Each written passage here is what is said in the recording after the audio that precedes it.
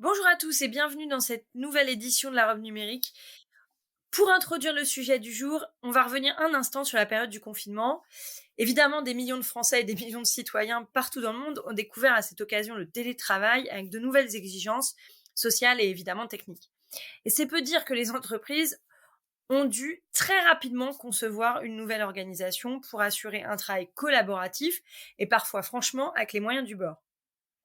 On va pas s'étendre plus longtemps sur ces mois confinés, mais j'aimerais quand même bien revenir à cette période qui a été quand même révélatrice d'une nécessité de disposer d'outils performants pour permettre à tout un écosystème de travailler de concert.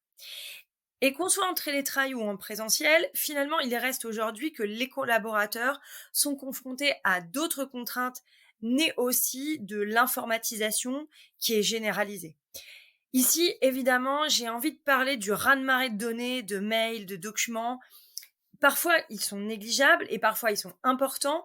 Et on a tous vécu ces moments de saturation, trop de courriels, trop de mégaoctets de pièces jointes qu'on peine à naturellement retrouver, à organiser et à gérer. Donc, outre les postes de travail qui ressemblent au fil du temps à un grenier en bazar ou même à une usine à gaz, puisque le processus métier exige aujourd'hui une myriade d'applications sur chaque ordinateur.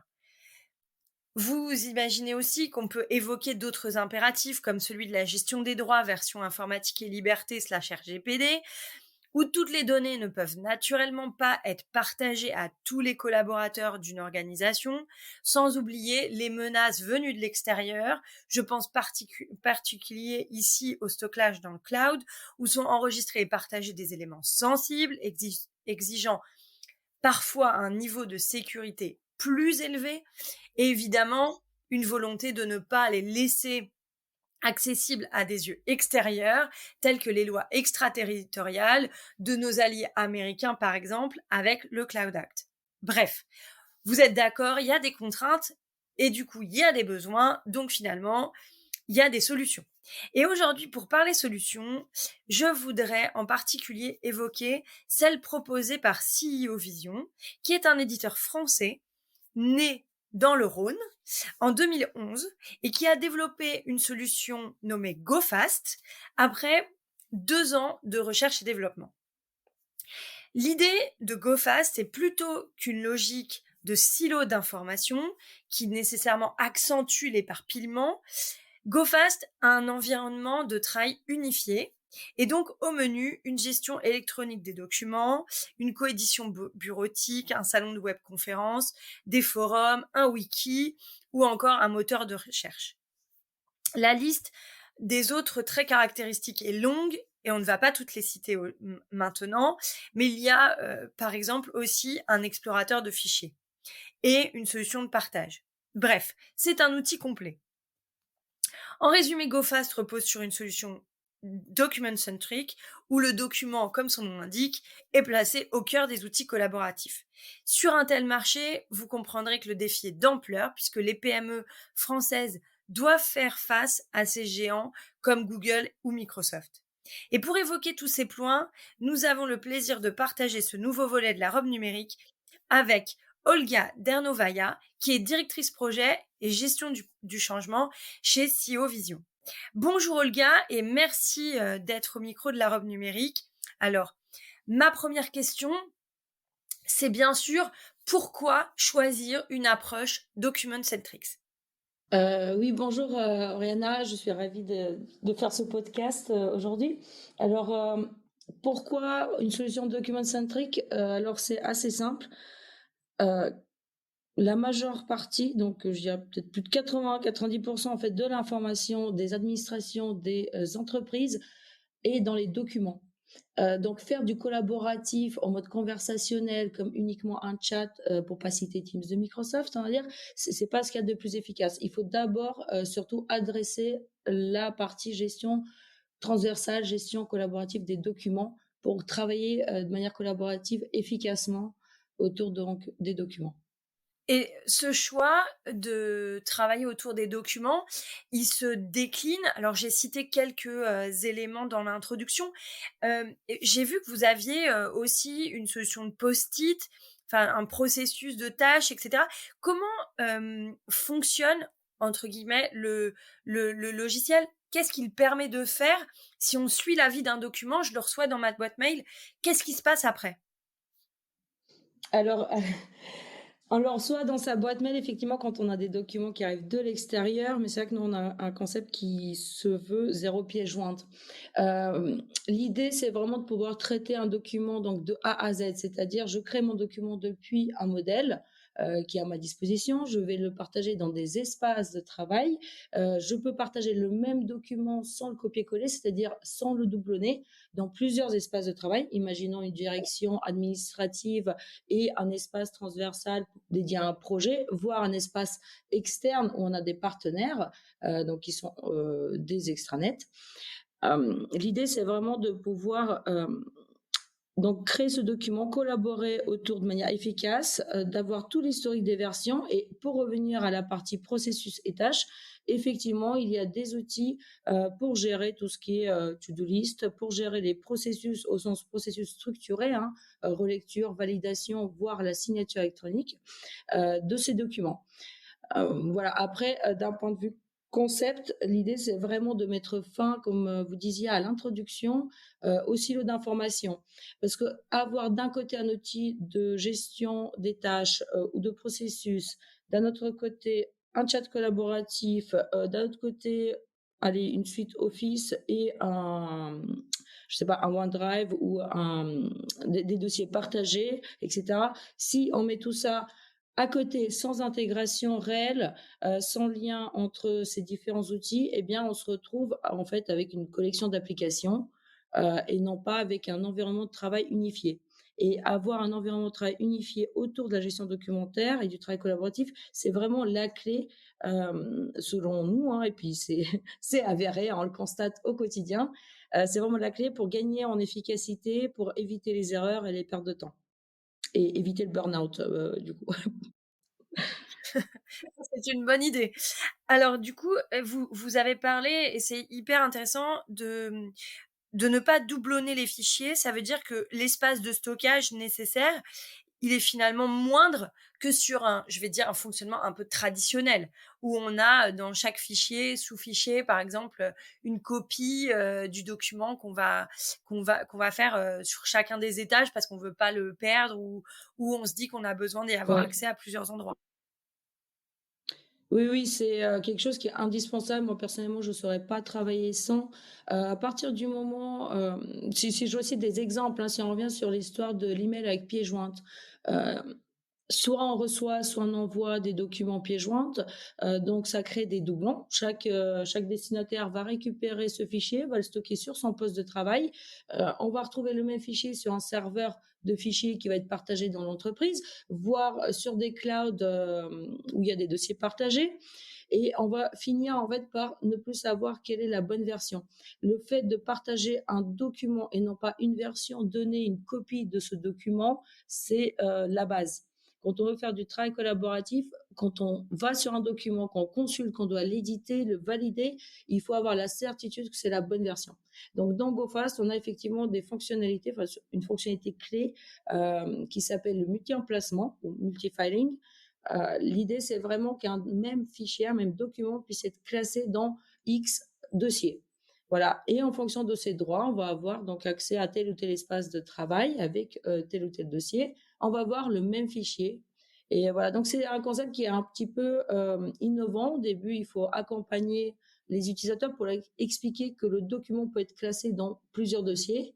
Parce que c'est assez innovant, hein, ils n'ont pas l'habitude, mais c'est vraiment la clé. Comme ça, chacun accède, comme je disais, à son dossier, mais voit le même document dans la même version que la direction ou l'équipe projet, par exemple, à côté. Est-ce que ça veut dire qu'il y a une gestion des droits d'accès qui est très fine finalement au niveau des documents ou au niveau des fichiers? Oui, puisque en fait, chaque direction, chaque équipe, chaque projet va avoir son espace de travail collaboratif. Dans cet espace, il y a bien sûr la possibilité d'organiser tous ces documents sous forme d'arborescence classique, hein, parce qu'il faut quand même conserver quelques habitudes, ça c'est important.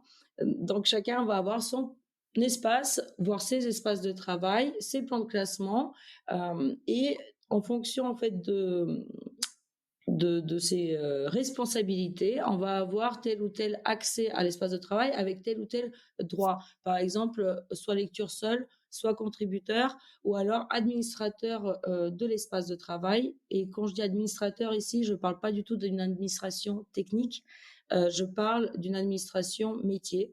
Je suis chef de projet, je gère mon espace, je gère les accès euh, donc à mon espace, donc aux tâches, aux documents, aux échanges. Voilà, c'est plus la DIC en fait, c'est plus la partie technique, hein, donc la direction informatique qui gère ici les droits. Les métiers sont beaucoup plus autonomes et c'est eux qui ont ici la responsabilité des accès qu'ils donnent à leurs collègues, à leur équipe. Ça, c'est vraiment important d'un point de vue respect des droits d'accès aux documents. Alors, sur votre site internet, vous avez quelques retours d'expérience, notamment de sorties de migration sortante de SharePoint pour la solution GoFast.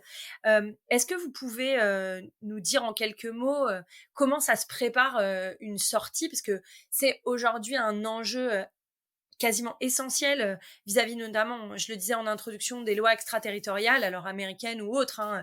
On prend souvent cet exemple-là, mais clairement, il y en a d'autres.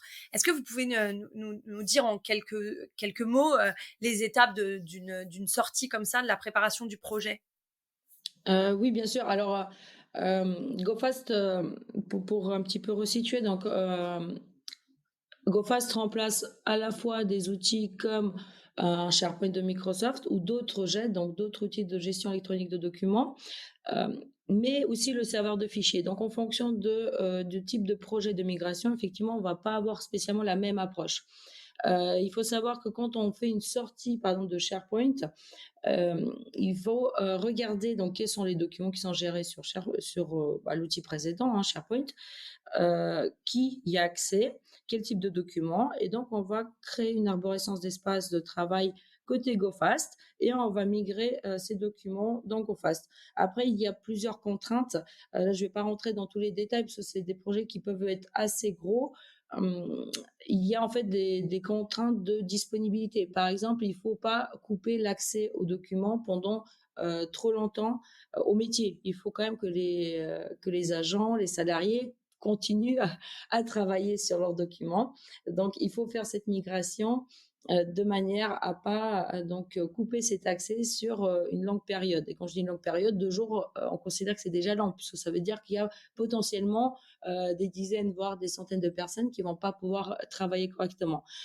Ensuite, il y a des étapes de test, bien sûr. Donc, on va faire ce qu'on appelle des migrations à blanc. On va vérifier si tout s'est bien passé. On va regarder les écarts entre le nombre de fichiers dans l'outil source et ceux qui ont été migrés sur GoFast.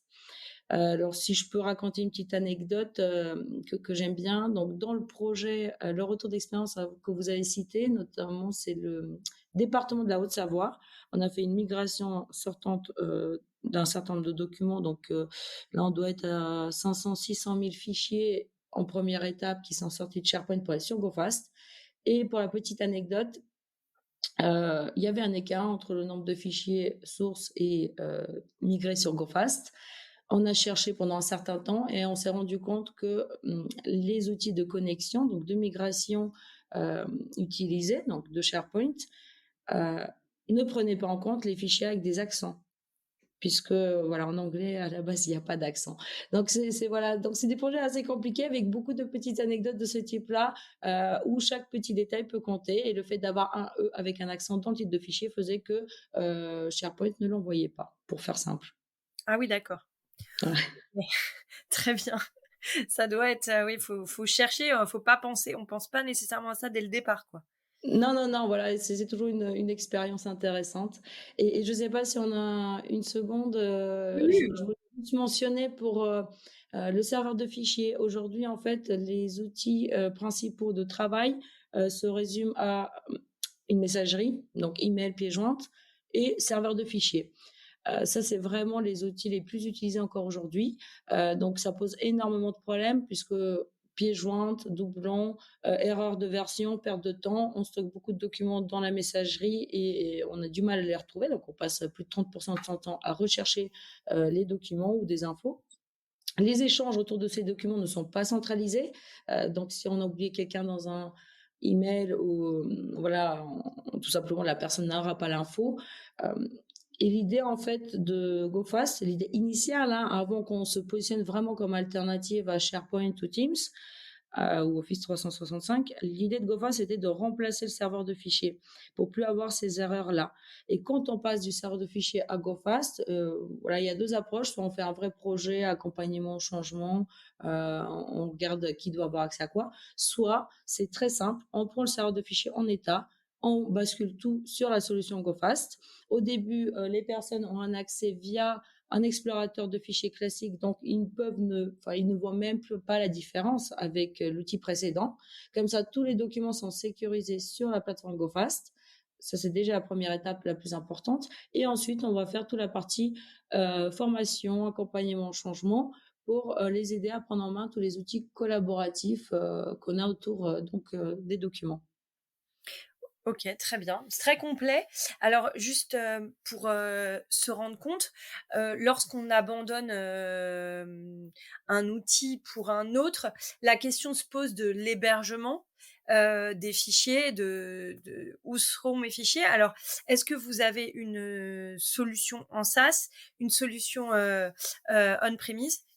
Comment ça se passe? Alors, oui, alors dans le secteur, hein, les éditeurs aujourd'hui, hein, surtout les GAFAM, poussent énormément vers le cloud, donc ce qu'on appelle un cloud mutualisé. Hem, Nous, on a fait un petit peu le pari inverse. On s'est dit, il y a quand même certaines administrations, il y a des entreprises qui ont des données sensibles, confidentielles et qui ont besoin, de maîtriser toute cette partie hébergement, savoir exactement où se trouvent les données. Donc nous, en fait, on fait ce qu'on appelle, des plateformes dédiées. Chaque client va avoir sa plateforme, à lui. Par contre, nous, on va faire tout le service, autour, hein, de mise à jour, de maintenance, de support et de sécurité. Donc un point très, très important, cette partie sécurité. Et chaque client peut choisir son hébergement. Soit il héberge effectivement chez lui, hein, donc on-premise, soit il héberge en SaaS, mais encore une fois, un SaaS dédié. Donc il a sa propre plateforme hébergée. Donc nous, on travaille pas mal avec Dassault Systèmes Outscale, donc voilà, une filiale d'hébergement qui est Dassault Systèmes, qui a la certification aussi Secnum Cloud, qui est aujourd'hui importante pour les ministères et de manière générale les administrations publiques. Très bien. Et alors du coup, la structure pourra choisir, le type d'hébergement. Par rapport aux tarifs, est-ce que votre solution, elle, s'applique à tout type d'organisation, toute taille? Ou est-ce qu'il y a un palier? Enfin, comment ça se passe? Alors, nous, on travaille surtout avec des grands comptes ou beaucoup de collectivités territoriales, départements, régions, voilà, des ministères. On a aussi des agences européennes. Et donc, c'est plutôt des comptes à partir de 300 agents, 300 salariés. Et encore, on a la plupart ont plus de 1000, 1005. Voilà, un département, ça va être entre 1005 et 3000, 3005 agents, par exemple. On est beaucoup plus intéressant pour ce type de structure d'un point de vue tarifaire. Et là, on a vraiment des tarifs très, très compétitifs, hein. On va être, si je fais une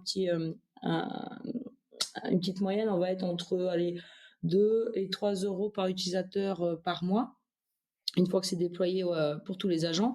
Par contre, pour les toutes petites structures, on va dire 10, 20 salariés. Là, on va plutôt proposer, ce qui n'est peut-être pas notre cible principale, mais on peut proposer des comptes sur notre solution cloud, justement, qui est mutualisée, qui est hébergée en France.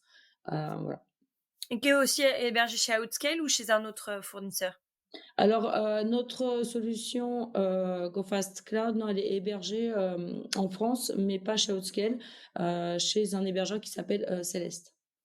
Très bien. Et vous garantissez le même niveau, de sécurité de la donnée, que l'on soit, chez Céleste ou chez Outscale? Alors, Oui, d'un point de vue sécurité, digitale, donc voilà, GoFast, est basé quand même sur des technologies qui sont éprouvées. Nous, on fait beaucoup de travail, beaucoup de veille, sécurité pour, dès qu'il y a une faille détectée, on applique ce qu'on appelle un patch, en fonction de la criticité bien sûr des failles. Par contre, pour la partie, outscale, hein, j'ai mentionné, c'est parce qu'on fait ce qu'on appelle de l'hébergement Secnum Cloud. C'est donc une certification qui aujourd'hui, doit garantir, justement le fait qu'on est protégé, face aux lois extraterritoriales comme le Cloud Act. C'est surtout ça aussi, cet intérêt-là, voilà. Très bien. Important pour pardon, je disais important pour les ministères notamment puisque aujourd'hui il y a une circulaire qui s'appelle Cloud au centre, qui impose au ministère de ne plus héberger ces données sur des clouds qui sont soumises justement aux lois extraterritoriales. C'est exact. C'est exact. C'est bien de le rappeler. C'est bien de le rappeler. Merci, c'est très complet. Alors, peut-être pour finir, est-ce qu'il y a quelque chose que vous voulez nous partager, un élément qui pour vous fait la différence de GoFast par rapport aux autres structures, enfin, aux autres éditeurs Mmh. du secteur?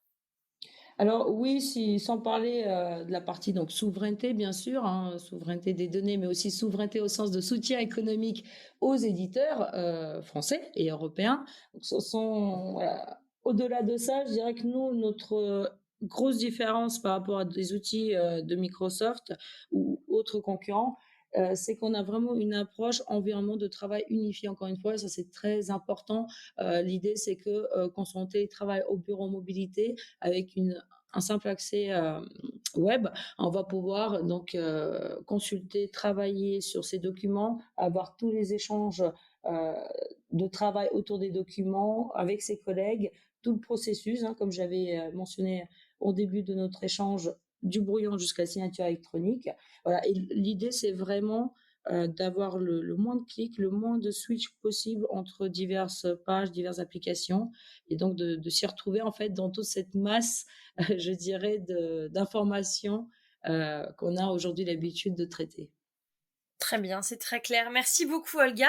Alors, mes deux dernières questions du podcast. Si je vous demande à quoi vous avez envie de dire non aujourd'hui, qu'est-ce qui vous vient? À quoi j'ai envie de dire non aujourd'hui? Alors, à tout ce qui est trop spécifique. Ça, c'est très important. Aujourd'hui, l'informatique peut avoir des coûts énormes. Nous, on a une approche de mutualisation. À chaque fois qu'on nous demande, par exemple, des évolutions de notre logiciel, on va toujours avoir une approche standard. L'idée, c'est que la nouvelle fonctionnalité ou l'amélioration fonctionnelle va être faite de manière à convenir à tous nos clients.